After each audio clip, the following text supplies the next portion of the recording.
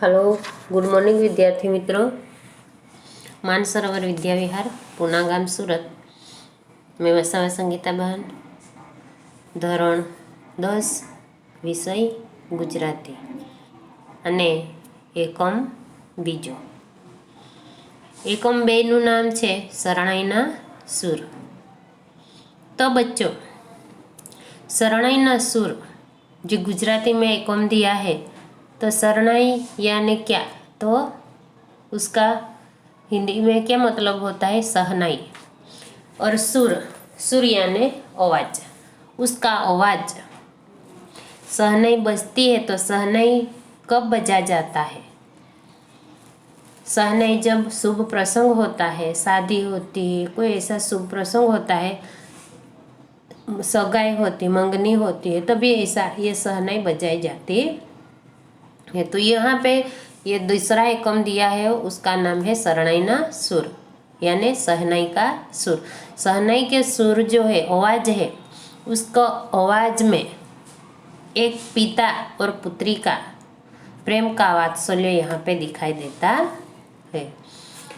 देखो आगे, शरणाईना सुर। लेखक है उसका चुनीलाल मडिया और उसका जन्म तारीख 12/8/1922।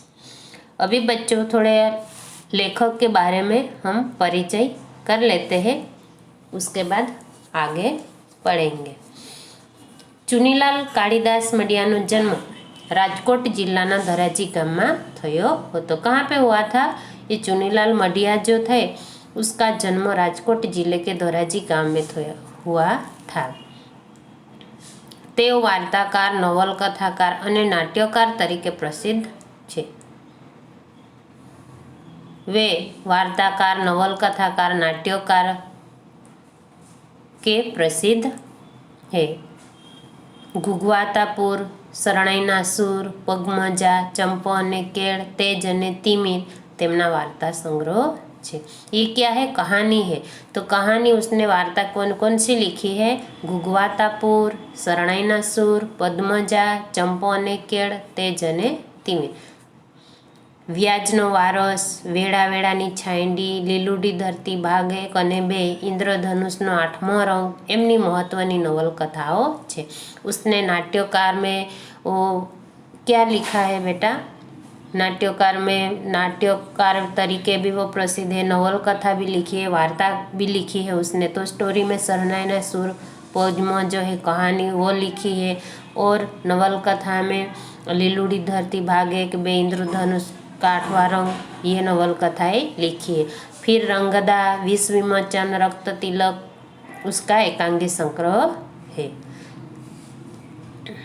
संपादन અને अनुवाद क्षेत्रे पण तेमનું योगदान રહ્યું છે। उसने पुस्तक में भी संपादन किया है, उसका अनुवाद भी किया है, उसमें बहुत उसका योगदान है। और उसको रणजीत राम सुवर्ण चंद्रक भी प्राप्त हुआ है।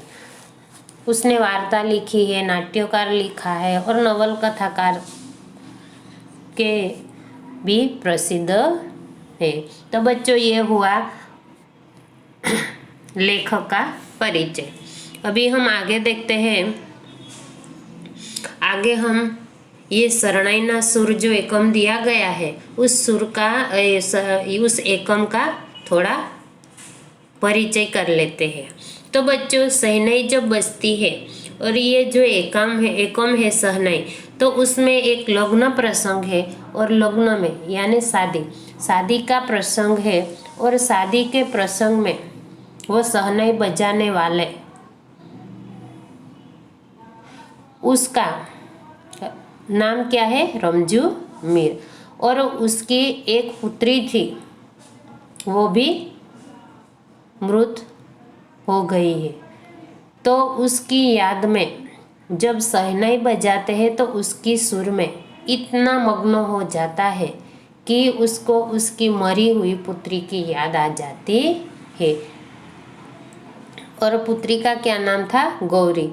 और उस पुत्री के याद में इतना सहनाई बजाता है कि उसे कुछ भी याद रहता नहीं।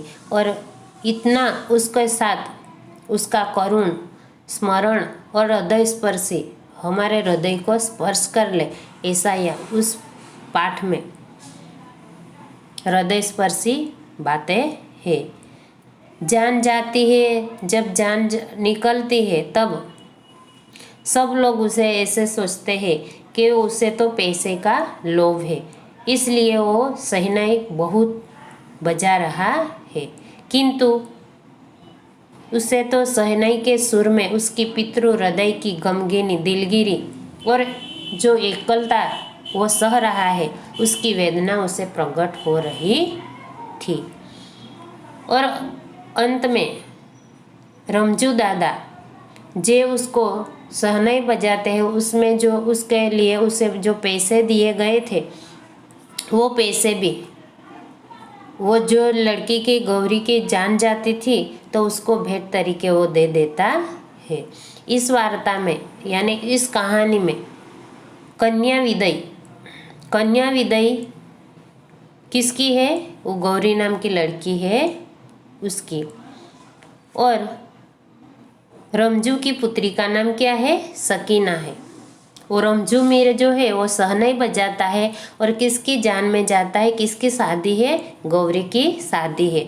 और गौरी की शादी में जब शहनाई बजाने जाता है तो पुत्र सकीना की बहुत याद उसे आती है। और उसकी पुत्री भी उसके साथ नहीं, उसकी पत्नी भी उसके साथ नहीं, वो भगवान के घर चले गए हैं, मर गए हैं। तो उसकी याद में मृत पत्नी और उसकी बेटी के मरे हुए कब्र के पास जाके रमजू मीर शहनाई की छेल्ली सुरावट यहाँ इस कहानी में करुण रस प्रकट किया है। तो हम देखते हैं बच्चे आगे ये लग्न प्रसंग जो है शादी का और मृत पुत्री की याद के साथ उसने कितना करुण एकलता और वेदना प्रकट की है, उसमें आगे हम पढ़ के देखते हैं, फिर समझते हैं। तो आगे देखो हम पढ़ते हैं। માંડવો વધાવાઈ ગયો, ગોત્રીસ પાસે પગેલાપણું પતી ગયું, ઘરને ટોડલે વરઘડિયાએ કંકુના થાપા પાડી दीदा। मांडवो वधावाई गयो यानी मंडप, जब शादी होती है ना तब मंडप क्या करते हैं? मंडप लगाते हैं। तो मंडप की भी तैयारी हो गई। यहाँ पे लिखते हैं कि मंडप की तैयारी भी हो गई, फिर जो जान जाने की तैयारी थी वो भी पूरी तैयारी हो चुकी है। गोत्रीज यानी गोत्रुज। घर ने टोडले वरघड़िए, घर ने टोडले यानी घर के आंगन के में, टोडले यानी आंगन में, वरघड़ी यानी वरघोड़ा, कंकुना थापा पाड़ी दीदा। तो मित्रों यहाँ पे कोई समाज में जहाँ जान जाने की तैयारी होती है, सब तैयार हो जाता है, उसके बाद कंकु के थापा यानी हाथ का निशाने लगाया हुआ होता है। जान ने सीख देवाई गई और जान को क्या सीख देवाई गई यानी अभी तैयार हो गए ऐसे बोल दिया। धर्मादाना लागनारा चूकवाई गया, वेवायोए एक बीजाने वहालपूर्वक भेटी लीधा। रामण दीवड़ो पेटावाई गयो। रामण दीवड़ो यानी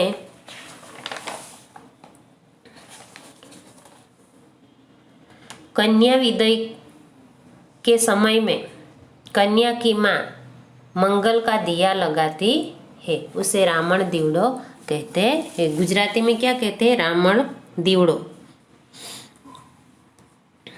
आगे देखो कि वर कन्या माफाड़ा गाड़ा में गोठवाई गया। वर और कन्या कौन से गाड़े में? माफाड़ू गाड़ू यानी पर्दा वाला, पर्दा ऊपर छाया किया हुआ होता है ना पर्दे वाले, उस गाड़े में बैठ गए। सामे थी आती पाणियारना शुभ सुकन सापड़ी गया और सामने से आती हुई यो पनिहारी पानी भरने जाती है वो स्त्रियाँ शुभ सुकन सापड़ी गई यानी वो उस साथ में मिल गई।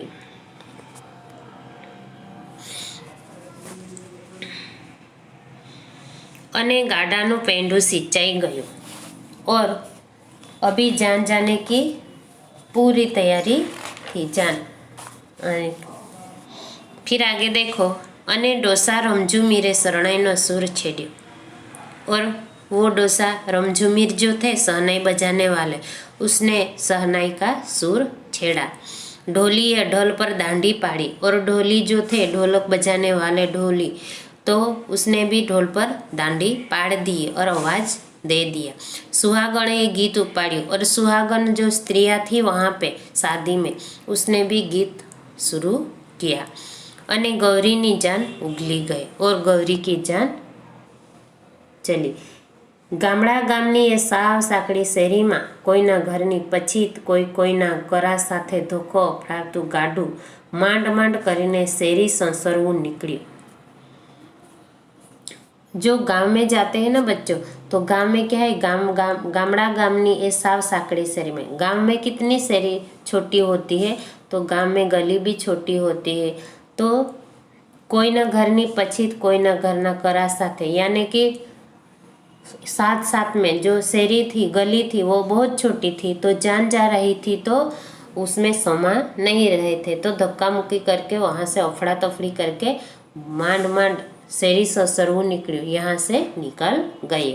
ત્યાં તો મીરની શરણાઈ સાંભળીને આજુબાજુના, तो वहाँ तो मीर की यानी रमझुमीर जो शहनाई बजाते थे, उसकी शहनाई सुन के आजू बाजू के बेराव वरराजा ने, बेराव यानी स्त्रिया, वरराजा ने जोवा एकठा થઈ ગયા। वरराजा को ढूंढने देखने इकट्ठे हो गई। लाजना लांबा घूमटामांथी જોઈ શકાય એટલું ઝીણું, यानी लाज ने के घूमटे में देख सके इतना झीणा यानी पतला कपड़ा नजरे जोई तेवुं कहता हता। आ भूधर मेराईनी जमाई। अरे बच्चों, ये शादी में जो जान जाने की तैयारी है, जान के साथ वो रमझुमीर भी शहनाई बजाने के लिए गया है। और शहनाई जब ये मंडप हो गया, उसके बाद ये गाड़ी तैयार हो गई, वरराजा भी उसमें बैठ गया, और अभी जान जाती है तो गांव की छोटी छोटी गलियों जो है उसमें धक्का मुक्की करके गांव पार कर लेते हैं, और वहाँ से निकल गए। फिर वरराजा को देखने के लिए सब इकट्ठे हो गए, और शर्म के मारे घूमटे में देख सकते हैं इतना पतला जो कपड़ा आता है, उसमें से कहते हैं आ भूधर मेराईनो जमाई। किसका जमाई बोलते हैं? जो गौरी का नाम की जो कन्या है उसके साथ शादी होने वाली है, तो जान जा रही है, तो उसका गौरी का पिता का नाम भूधर मेराई है। गौरी नो वर यानी गौरी का वर, वरराजा हाथ में तलवार लईने केवो बैठो छे। जो आजू बाजू के लोग जो इकट्ठे हुए गांव वाले, तो वो देखने के लिए उस वरराजा को, हम भी शादी में जाते हैं तो वरराजा दूल्हा दुल्हन को देखने के लिए पड़ापड़ी करते हैं, तो उससे उसी तरह वो भी वरराजा को देखने के लिए पड़ापड़ी करते हैं। आगे देखो, नाका ऊपर नियम मुजब मेलो ढोल दाद लेवा आडो फरी फरीने ऊभो हतो। रमजुए पण श्वास घूटीने शरणाई दबावी कन्या पक्षनी स्त्रीओए गीत उपाड्યું। गांव शादी में जा रहे थे, जान अभी तो लड़की के वहाँ पहुँच गई। नाका यानी जो गांव के पास पहुँचते हैं, वहाँ एक नियम अनुसार ढोल को बजाते हैं, और ढोल बजाते हैं तो घूम घूम के साथ में वहाँ पे खड़े रह गए। और रमजुए पण श्वास घूटीने, और रमजुवीर ने भी वो शहनाई बजाने के लिए श्वास को घूंट के दबा के फिर शहनाई भी इतनी जोर से आवाज़ लगाई। कन्या पक्षनी स्त्रियों गीत उपाड़ी, और कन्या पक्ष की स्त्रियाँ भी वहाँ पे इकट्ठी थी, उसने भी एक गीत शुरू किया। आ 10 पीपड़ो आ 10 दादाना खेतर। कैसा गीत गाया उसने? आ 10 यानी गीत है, गीत में आ 10 दादाना खेतर, यह खेत की बात कर रही है, और पीपल का पेड़ की यहाँ पे बात हुई है। वर पक्ष ने जानड़ी सामू गीत मांडी, और वर पक्ष की जब पहले कन्या पक्ष की स्त्रियों गीत गाती है, उसके बाद उसका वर पक्ष के जान के साथ जो थे स्त्रियाँ, वो गीत उसके साथ झेल रहे हैं। खोलो गौरीबाई घूंघटो, जुओ सासरियाना रूप। खोल दो गौरीबाई, गौरी की जान है, गौरी की शादी है, तो गौरी दुल्हन है, तो दूल्हा के तरफ से वो जा रहे वर पक्ष के लोगों, वो क्या कहते हैं, गौरीबाई आपका घूंघट खोलो, जुओ सासरिया क्या रूप। एक राणो ने बीजो राज्यो, राजा जैसे है और एक राजा जैसे लोग है, त्रीजो दलीनो दीवान। ગીતોના સૂર વધારે વેદક હતા કે શરણાઈના, એ नक्की करવું श्रोताओं माटे मुश्किल बनी रह्यो। गीतों भी इतना जबरदस्त गा रहे थे दोनों पक्ष में, वर कन्या के दोनों पक्ष में गीतों के सुरासुरी चालू हो गई थी और इतने में शहनाई का आवाज भी इतना गहरा था कि श्रोता भी यानी के देखने वाले लोग भी चकित हो गए थे। उसको भी वो किसे कहो कि वो अच्छा है या वो अच्छा है, उसमें भी वो लोग मुश्किल बन गया था। मीरे शरणाईनी एवी बातों तो और रमजू मीरे शहनाई की ऐसी बातें रमझट जमावी हती के वरना बधा ज वरनो बाप पण एना रसास्वादमां दाद आपवानुं विसरी गया। रमझट इतनी जमी हुई थी कि वहाँ पे वर का जो बाप था वो वहाँ का जो पैसा देने का रूल्स होता है, नियम होता है, वो पैसे देने भी भूल गया था। परिणामे गीतों अने ढोल शरणाईनो सारी वार सुधी तासीरो ज बोली रह्यो हतो और कई समय तक गीत और जो ढोलक की सहनाई है, सहनाई के सुर का आवाज ही सुनाई दे रहा था। आखिरे ज्यारे वरना बापनो हाथ कोथड़ी में गयो और लास्ट में जब बाप का हाथ तो थैली में गया ने रमजूना हाथ में पावली पड़ी, रमजू के हाथ में, रमजू मीर कौन थे, वो सहनाई बजा रहे थे, वो सहनाई बजाने वाला, तो उसके हाथ में एक पावली यानी 25 पैसे की पावली उसके हाथ में दे दी। त्यारे ज एणे पीठ फेरवीने जान आगळ चाली। तब उसने देखा, पीठ फिरा के घुमा के देखा तो पीछे, तब से जान की शुरुआत हुई। तब इतने जान में वो शहनाई बजा रहा था। रमजूनी शरणाईए आखी बाजार ने जगाड़ी दीदी हती और रमजू की शहनाई इतनी आवाज था, इतना अच्छे तरह से वो गा रहा था, पूरा बाजार को जगा दिया था। कामढा वेपारीओ हजार काम कर पड़ता मेलीने उगलती जान ने अवलकवा दुकाने थी उभरे आवी उभा।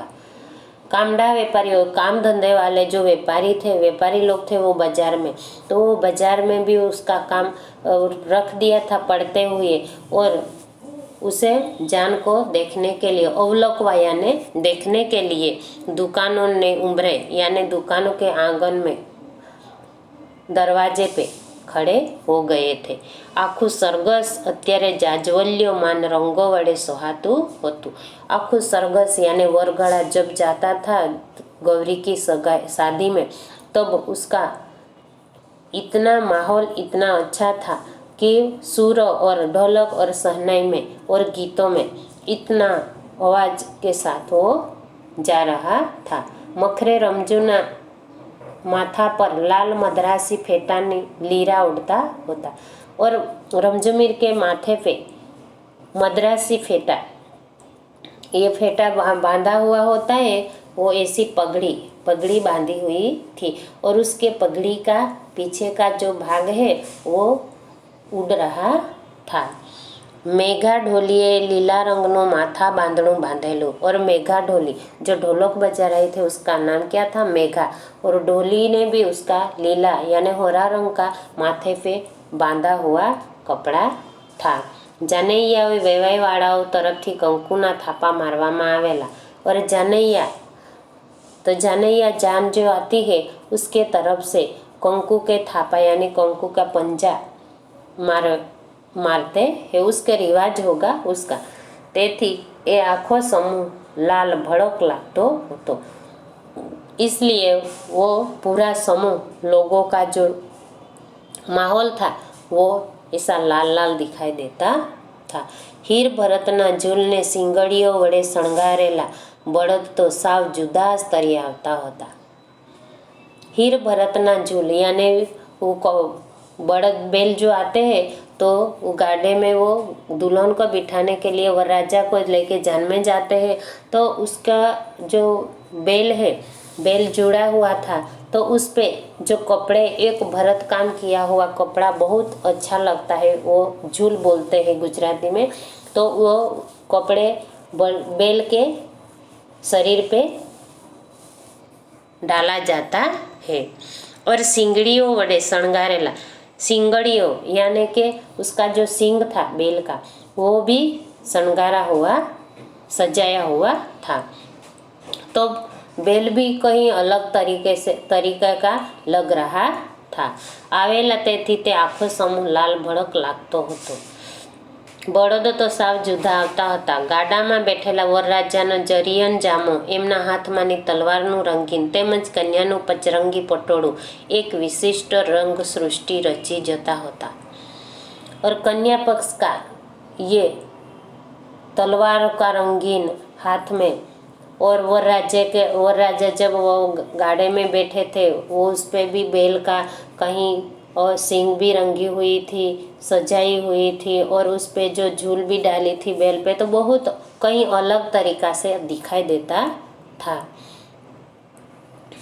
और एमनी पाछड़ विदाई गीतों गाती सुहागणों, और उसके पीछे विदाई गीतों गाती सुहागणों, जो सुहाग कन्या है, सुहागन कन्या है, वो अवनवा पटुकण में तो रंग मेड़ो ज जोवा मळतो हतो। अवनवा पटकण यानी नए नए तरीके, तरह तरह के, पटकुण यानी वस्त्रों में रंग मेला जैसा लग रहा था। फिर आगे देखो, 8 दिवसे उड उड लागती बाजार में रमजू मीरनी शरणाए नवी ज दुनिया रची काढ़ी होती। 8 दिन में उड उड लागते जो बाजार था, उस बाजार में मीरन की शहनाई जो इतनी बजी थी कि दुनिया रची थी उसने। एना सुरनी मोहिनी एवी हती के सांभळनारने मग्न बनावी मूके। और जो रमझूमी शहनाई बजाता था, उसका सुर जो था, वो शहनाई का जो सुर था, तो लोग जब सुनते थे तो सुनते ही रह जाते थे, उसमें ही मशगूल मस्त बन जाते थे। एनी असर कान वाटे सीधी हृदय पर चोट मारे। उसकी असर क्या होती थी? कान से लेके, कान में जो शहनाई का आवाज सुनाई देता है, लेकिन वो तो हृदय में भी सीधा चोट मार के बाहर निकल जाती थी, सीधो मगज में पहुंचे और सीधे मगज में पहुंच जाती थी। प्राकृत जनों ने आ शरणाई सुरावली समझाई के न समझाई। प्राकृत जनों यानी प्रकृति ने भी इस शहनाई का जो सुर दिया था, वो समझाया या नहीं समझाया, उसके साथ उसका कोई लेना देना नहीं था। पण मंत्र मुक्त बनीने ढोली उठे तो खराज। मंत्र मुक्त यानी एकदम दृढ़मुख बन गया था। भर बजारे चौगान में उभीने रमजूए ओढाणो उपाड्यो हतो। ए उन्माद भरी तरजनु बंधारण भाग्ये ज कोई लोग समझता। भर बजारे यानी भर बाजार के बीचों बीच जो मैदान था, वहाँ खड़ा रह के रमजू ने एक सुर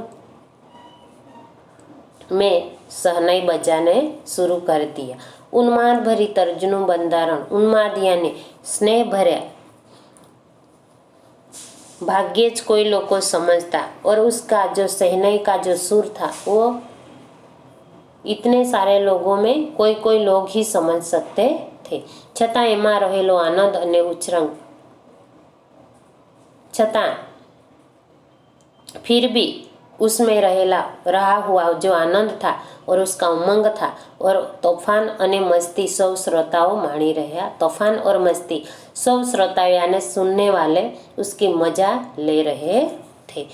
एमनी आँख सामे तो वाते वात में छणका करती, और उसकी आँख के सामने तो बात बात में उसका नया नया छलका लगाती थी।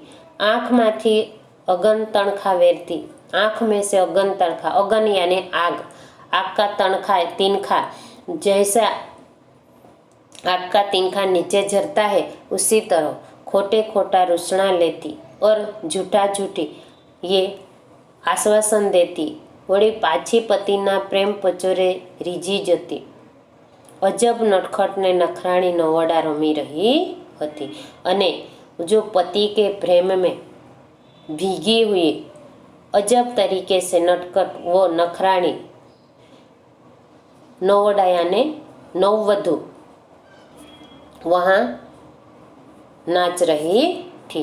अभण रमजू डोसा पासे शब्दों ना होता और अभण यानी अनपढ़ अनपढ़ रमजू डोसा जो ये सहनाई बजाता था उसके पास कुछ कहने का शब्द भी नहीं था। केवल सुर होता केवल यानी फक्त उसके पास क्या था शब्द नहीं था किंतु सुर था अने ते सुर वडे ज आवी सृष्टि खड़ी करी जतो होतो और उसका जो सुर था सुर के हिसाब से ही आखी सृष्टि खड़ी कर देते थे।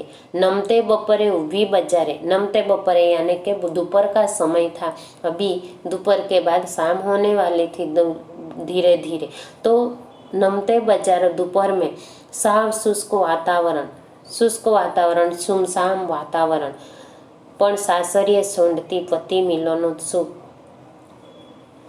पति को मिलने के लिए उत्सुक पति मिलनोत्सुक यानी पति को मिलने का उत्सुक परिणीयतानु कल्पना चित्रों जो शादी करने वाली जा रही कल्पना उसका कल्पना का चित्रों यहाँ पे श्रोताओं की आंख सामे तरी रहे थे। श्रोताओं यानी सुनने वालों के आंख सामे दिख रहा था। ए आ मेला घेला माणसे साध्य करेली सुर शक्तिनी ज बलिहारी हती। मेला घेला यानी कपड़े भी कैसे थे गंदे थे धोए हुए जो स्वच्छ कपड़े नहीं थे तो उसमें भी मेले घेले कपड़े पहन के वो आदमी रमझुमिर इतना सुर बजा रहा था। हर घड़ीए वधारे ने वधारे घूंटाता जता अडाणाना सूरमा श्रोताओ करतांय वधारे तो रमझुमिर पोते रममाण लागतो होतो। हर घड़ीए वधारे ने वधारे यानी हर वक्त ज्यादा ने ज्यादा उसमें सुर मिलाते जाते थे जोर जोर से सुर निकालते थे और रमझुमिर तो इतना ऐसा मशगूल हो गया था आँख मीचीने गोलोफा फुलावी फुलावीने यानी आँख बंद करके गलोफा यानी गाल को फुला फुला के फिर ये सहनाई में श्वास रेड़तो और ये सहनाई में श्वास डालता था और श्वास जोर जोर से लगाते थे अने ए निर्जीव वाद्यों ने जीवंत बनावतो और ये निर्जीव वाद्यों यानी बाजा सहनाई तो निर्जीव जो था उसमें जीव नहीं था फिर भी उसमें जीवंत बना देता था। किस तरह का बच्चों क्योंकि वो अपनी मरी हुई पुत्री के याद में सहनाई बजाता था तो निर्जीव वस्तु जो सहनाई है उसमें भी सुर मिला देता था। गाम आखू लांबा अनुभव ने परिणामे जाणतु थई गयेलुं पूरा गांव